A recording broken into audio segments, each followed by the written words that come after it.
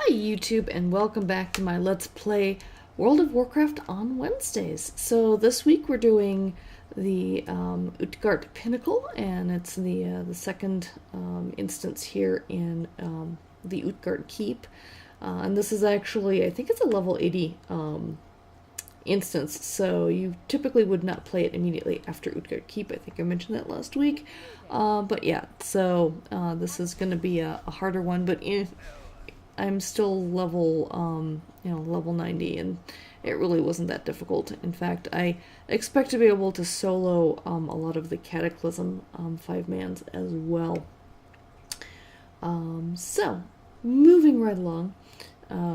Here we're in the king's hoard, his treasure chamber, and the king that we have to kill is actually, like, if you see the big ugly dude back there, behind him is a door, and the king is right behind him. Unfortunately, we can't get through that door. We have to go all the way around and several other bosses before we can get to him. And then that door opens, and it'll be a shortcut to let us out. I think they got smart with shortcuts and stuff as they progressed with this game, with expansions and things, to not make people have to run all the way back to the beginning to get out of an instance. I mean, you can always heart that out, obviously, but you have to go back to the beginning in order to meet the quest givers, so that you can turn in your quests and stuff. So, alright, so one of the quests we have is picking up treasure, basically. Untarnished silver bars, shiny baubles, golden goblets, and jade statues. So, or a jade statue. So we need to do that, so I'm running around, and typically I don't do any kind of gathering things, but if it's for a quest, I might as well. And the only reason I'm doing these quests is obviously I haven't done them before with this particular character, and it's a way for you to see some of the things you have to expect in the instance, and so you can see what the quests are and how to accomplish them. And at the same time, it gives me the experience and the achievement. It goes towards achievements and stuff in terms of how many quests I've completed and that kind of thing. I don't know if I'll get an achievement for any of this, but I probably will. I mean, it helps towards a total quest complete count and stuff. And alright, so yeah, kind of going after all of these kind of Viking giant people, which we did in the previous instance as well. I just didn't mention it because I was being nostalgic over when this particular expansion came out, Wrath of the Lich King, and running all these instances with my guild, just because with the previous expansion I hadn't had the opportunity to do so, because I had just started playing World of Warcraft just prior to Burning Crusade coming out. So no one wanted to run vanilla dungeons with me, nor by the time I got to level 70, no one wanted to run the Burning Crusade ones with me. So my husband and I often ended up having to do them alone. Or, like, if we did, I only got to do them, once or twice or something. Didn't get to run them a lot. There were a couple that we did run more often. The higher level ones, I think we definitely ran more often. And then, of course, Karazhan, the 10-man raid, I definitely ran quite a bit. So here we actually get to see the Lich King talking to this Viking chick, and he transforms her into this flying kind of, I think, makes me think of a Valkyrie, or like Brunhilde in the Nibelungenlied opera. I think this is where they're kind of getting their inspiration from. And so he transforms her, and then she's like, oh, I'll do anything for you, great master, blah blah blah. And his first task for her is to eliminate the intruders, meaning me, basically. I mean, typically, obviously, there would be 5 of us, but at this point, there's only one intruder, and it's me. And I'm gonna whip her butt. after she killed me. I always died on this one. I'm trying to remember. I think I may have still been, because I was still leveling my healer along with my Death Knight at this point, but I think, oh yeah, and here's one. It's like, I can't get out of this. If I had my guildmates with me, they would be killing these three and get me out of the trap before the sword hits me and stuff. But obviously it doesn't do me that much damage. If I was at level, it would have killed me, but it's like, yeah, no big deal. I'm just kind of checking things out. I'm just kind of continuing on forward. But yeah, so it's sort of interesting. Trying to remember, because I remember dying a lot, and I'm trying to remember, but I think I actually did a lot of this still with my healer. Even though I had leveled up both my Death Knight at this point and my healer, my shaman. But so it wasn't until later on that I actually started running a lot of these things with my Death Knight instead. But I haven't quite hit that kind of transition point yet where that happens, because anytime I remember like, oh yeah, I died so many times with this, it's almost always because I was a healer and I was squishy and I wasn't paying attention and I was basically being stupid. So here I'm trying to see if I can just run past some of these flash mobs and stuff. Oh yes, and here's the trophy hall. This one was always interesting. I actually always liked this one, because it was always a variety of things. So you're gonna take these guys out first, and then you activate this stasis thing, and it basically unfreezes these guys. And ultimately, the guy at the end is the actual boss. Now, as I recall, back in the day when we were first doing this, you ended up having to fight all 4 of these guys, but this thing only made me fight 2 of them. I don't know if it's because it recognizes that I'm just by myself, and so they changed it up for that, or if, you know, they've actually changed it so that it's not such a long fight anymore. I don't know. I could be mistaken, but I could have sworn that we ended up having to kill all 4 of these guys before finally going after the boss at the end. But alright, here we go. I'm gonna do the nasty worm thing, or centipede thing, or whatever the hell it's supposed to be.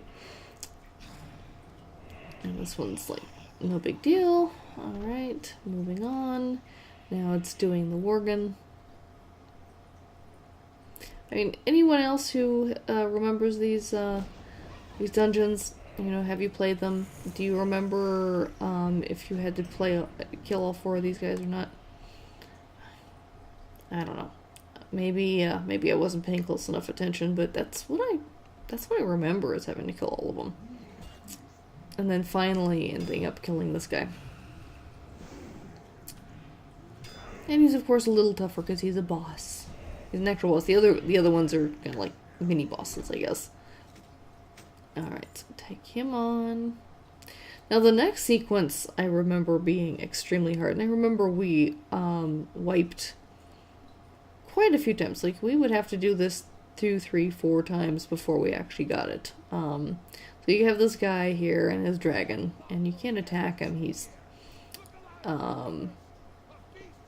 he kind of flies off on his dragon, and you can't kill him right away. So you end up having all these troops coming after you, and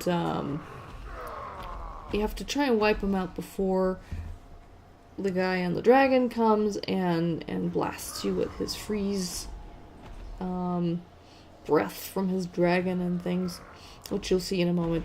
And typically we were stuck halfway in between trying to still fight these guys off when he came and attacked us. And here you can see how it's coming, but it only covers like half of the width, and so as long as you don't stand in that mist, you're fine. But here I have to kill these guys. I have to pick up their harpoons, and then I can shoot the harpoons at the guy on the dragon, and I have to do that a couple of times before I can... Okay, so he's within range of the harpoon launcher, so I just have to click on the harpoon launchers with my harpoons, and they just automatically aim for me, so I only got 3 harpoons on him, and obviously it wasn't enough. And these guys didn't drop any harpoons for me. I'm like, alright, fine. So I've got to wait. And I really shouldn't have, I don't have any problem with that mist. It's not really going to hurt me at my level right now, but you might as well. I better be safe than sorry. But he's coming around for another pass. He's within range of the harpoon launchers, but I don't have a harpoon, so I'm like, oh, darn. So now I gotta go after these guys, get some more harpoons. And this time he's freezing the other half of the pathway. And that other guy's just running off, and he'll eventually come back, but I have to wait for the boss to come back around now that I've got a couple of harpoons again. He just keeps coming in a circle. Oh, here's some more guys. Take these guys out. And now I need to harpoon him. 1. And there we go. Now I got rid of his dragon, so he had to come down and face me hand-to-hand combat kind of a style. So you can see if you're at level and, it actually takes, a bit of time to take out all of the different elites on here. And you have to do that, plus gather the harpoons. You always had one person who would gather the harpoons and shoot the harpoons to try to get them down and stuff. And it would take a long time, and very often we'd make a mistake and we'd wipe. But we got her done. And it does feel very cathartic and good to come back and just kick his butt by myself. Alrighty. So now I just kind of get past these guys. Keep going down here. Oh yes, and then the next... This part right here was never a problem. But then out in the courtyard outside of the king's chambers or whatever... if you pulled it wrong, you could wipe very, very easily. You had to be very careful. You had to pull these guys and pull them into the chamber. Otherwise, you'd aggro the other guys, and it was just a nightmare. At this point, it's not a problem, but you had to be careful not to pull these guys while pulling the first group. Otherwise, your group was dead. Like, deader than a doornail. And they don't seem all that difficult now, but they were. And you had these patrols too, so you had to be careful not to pull when the pats were closer to the doorway, so that you didn't pull them in along with it, because you had to be careful. But again, not a problem. Now the final boss himself, the king, really isn't. I don't remember us wiping on that one very often. That one was actually ultimately not that bad of a fight. And typically the fight lasts, you end up like he gets support from the dead buried in these 4 boat-looking things. But I actually kill him so fast that he doesn't get to use them very much. I think he uses 1, but that's about it. Yeah, he does stun me, which is typical. He always, that's a typical thing for this fight. And so now he resurrects this guy, and he gets power from him, and I keep whacking at him, and then he gets to a certain level of health, and he stuns me again, and he's about to resurrect someone else when he just kind of collapses and dies from a couple of the dots I had on him. Anyway, so now he's dead. Gate opens up back through the treasury over here, right where we began in the first place. Alright, and so that's pretty much the end of the whole Utgarde Keep series with Utgarde Pinnacle, and we'll move on to, I didn't take a look ahead this time to see what the next dungeon is, but I will definitely be doing another one next week. These are getting to be a little bit more fun now, as I continue to progress. And they're not that challenging yet, but they're getting to be a little bit, a little effort. Alright, well, until next week, thank you so much for joining me. Take care. Bye-bye.